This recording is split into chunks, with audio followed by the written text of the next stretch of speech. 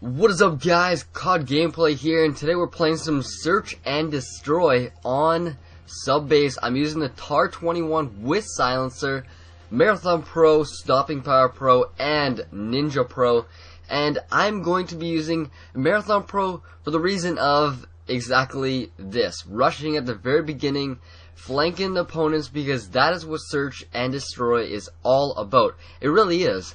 If you don't flank, you're not going to win, because you're going to be on one-on-one gunfights, and winning one-on-one gunfights do not always work in your favor. It always depends on the position of the engagement, and if you can benefit yourself by not getting in a one-on-one confrontation, you're always going to be better off with your score. So my end score is actually, I believe, 14-2, and you should just see the death at the very end of this game.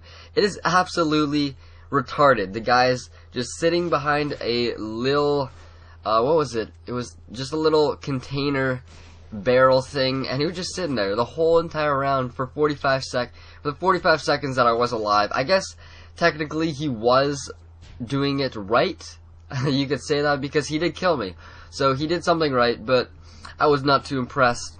I just came off watching the movie Limitless, and if you have not seen Limitless, it is on DVD. Oh my god, the movie is actually so amazing.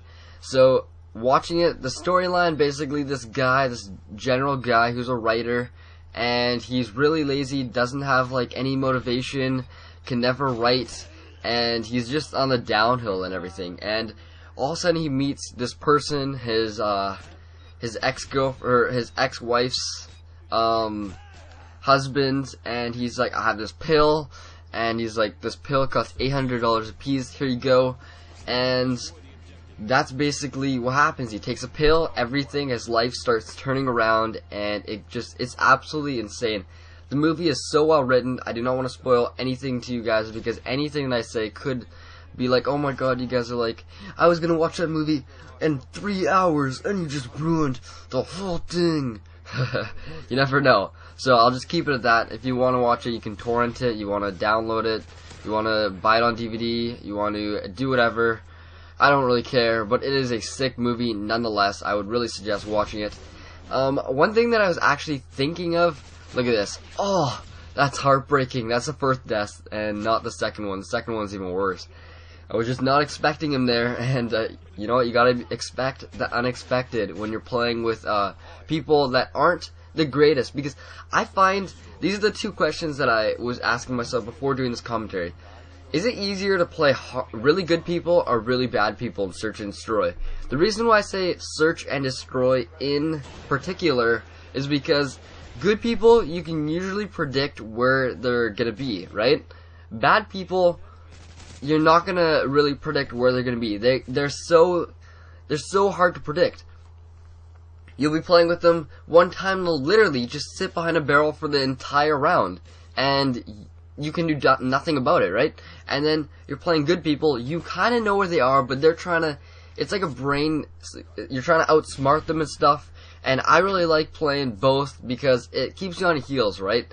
Although you have to admit, playing against bad people, their gun skills are not going to be as good, so you're going to win more one-on-one gun confrontations. But anyway, I was just thinking to myself, is it actually better to play worse players, or is it better to play better players?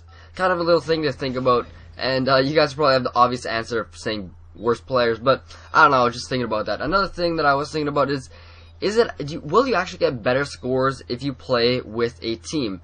Because with his gamer tag, he always talks about how he plays with a team of like 6 people, and he's always saying, you know, I could do a lot better if I play by myself. Now, I'm not saying anything about Woody's gamer tag.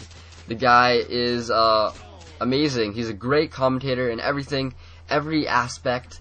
And so he was just saying, well, will I actually play better if I am by myself? And this is my thought. You're with your teammates, they're kind of stealing a bit of your thunder, right? They're stealing some of your kills, and you're not getting as many kills as you would like. I think in a TDM, for sure, no question about it. If you're a TDM by yourself, you're going to get way more kills than being on a good team.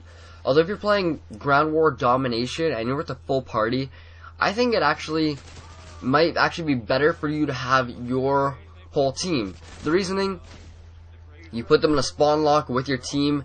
Now everybody might be fighting for some kills, right?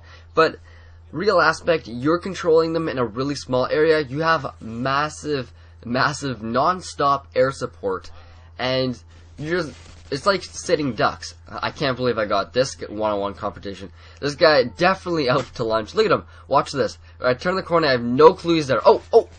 Look at that. 1-on-1. Just that snap of the 9 sensitivity. Holy crap. That actually turned out in my favor for once in my life.